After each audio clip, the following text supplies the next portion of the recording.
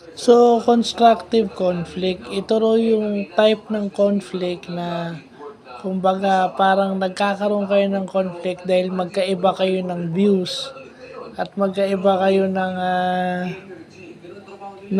idea, no? Pero ang sabi nila, kaya nga constructive conflict ang tawag kasi imbis na conflict na nag-aaway-away kayo, nagkakaroon kayo ng conflict dahil gusto nyong mapaganda yung isang project o yung isang bagay o yung isang endeavor. Kaso, ang ngayon ko lang nalaman ulit yung tawag dito, ito yung tendency na pwedeng mauwi sa personalan.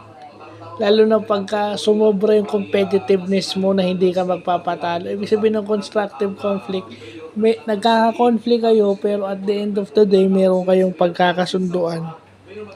So yun yung napaka-importanting nalaman natin dito sa constructive conflict. Meron pala nito, no, sa project management or sa management in general. So yun lang po.